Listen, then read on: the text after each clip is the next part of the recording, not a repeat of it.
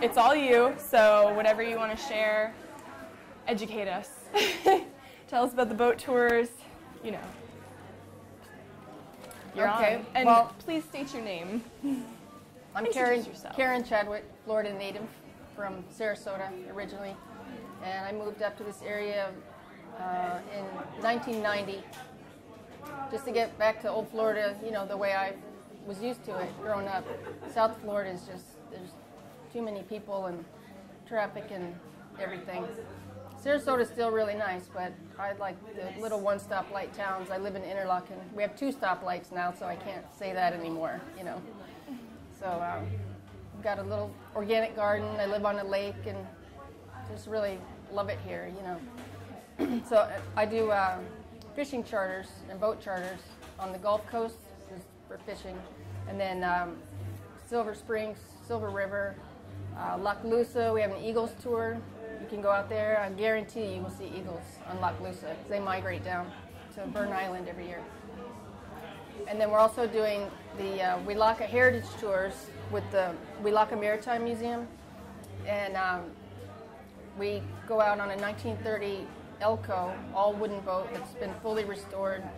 And we go up to Welaka Spring and then back, upstream, down the river, upstream, into the Ocklawaha, so you can see what it looks like in there. We talk about what happened during the Civil War and the fossils and artifacts and, you know, all that type of history.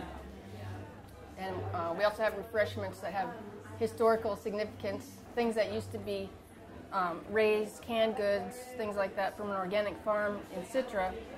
They would have brought their goods down to the Orange Creek Landing, and the steamboats would stop there and buy their eggs or chicken or produce, whatever they would have. So that's okay. That. I don't know. It's a beautiful old yacht. It's really, I love that boat. It's beautiful. And could you tell me about the project you're doing today? Okay.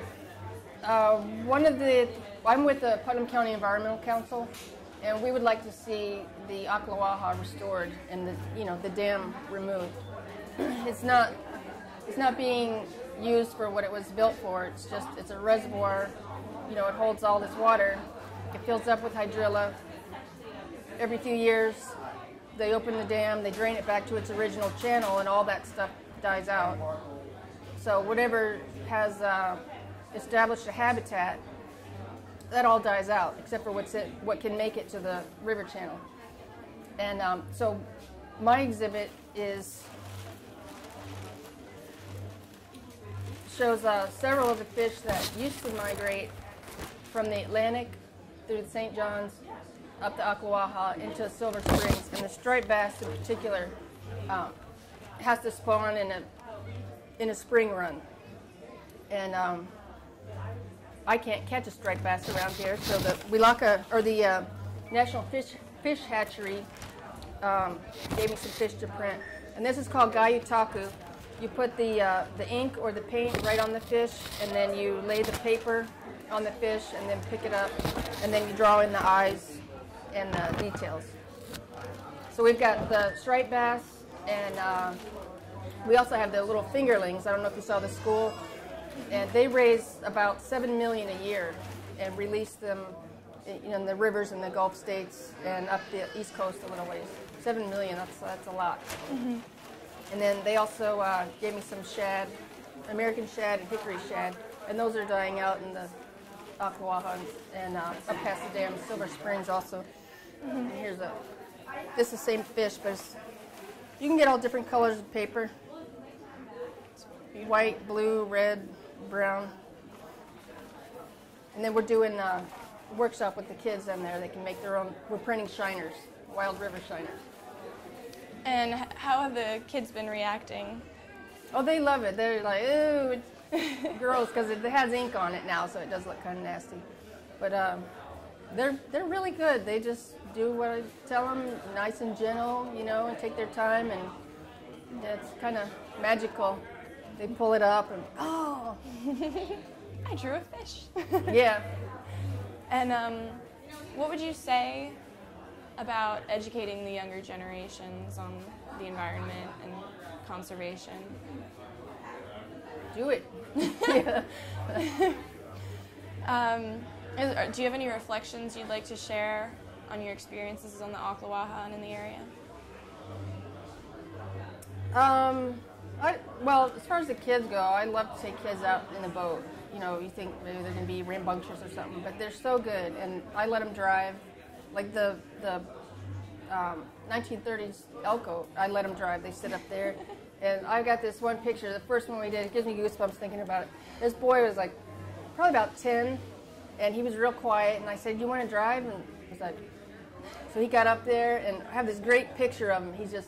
I told him how to, miss the crab traps and the lines out there, so give it, lots of room, and which side of the markers to go on, and he was just glowing. I have this beautiful picture of him. He just looks not proud, but I don't know what's the word. He's just probably changed his life. I mean, here he's steering this huge boat. You can really feel the weight and the power of it. And he was driving us along, and he was great. So I think that's my favorite thing. I love to take the kids out and get them off the couch and away from the games, and go out and look outside and experience things. We pull up cattails. You can eat cattails, so we'll pull those up, where it's appropriate, and it's seasonal, so they're getting ready to be good in the spring. Pare it down. It's kind of like the palm shoots. What do you call that? Heart of palm? Heart of palm. It's kind of like that. A little bit more bitter. But they don't know you can eat. I mean, people lived here for thousands of years off the land, and could still do that. But I think if they could learn about the wild edibles, what they can eat, then they would appreciate taking care of the environment a little bit more. And the other thing is, in Palatka, it's a great place to educate about the hydrological cycle, because on the one side it's all swamp, so the aquifer gets recharged naturally. On the other side, there's a bluff, and the people have these sod yards that are bright green, and so you can show the kids, look, when you put fertilizer on there, it all runs off into the river and promotes algae. And then where the Palatka Spring is, they did it boils up, into there's a little cove there. Clear spring water boils up. And so you can see this aquifer coming out right there, And they did St. John's Water Management did a test in 2001 and said that water coming out is about 48 years old. So that's not very old. So all the stuff we're putting, and I use soap and detergents. I mean, I do it too, try to be careful. I don't use Drano or anything like that, But all that stuff goes down into the aquifer, and I don't think, you don't really realize it, I mean, I've got adult friends that have no idea until you start talking about it. Like, how does, that's in there? Ooh, where's that going? So 48 years, what are we doing in the next 48 years, that's going to be coming up? And, your wells are going right down into it and everything. How long have you worked with PCEC? Well, I've known several of the members for years, and just got involved officially, I suppose, a couple of years ago. Yeah. And what would you say to people who might feel discouraged about the direction that environmental policy is going in right now?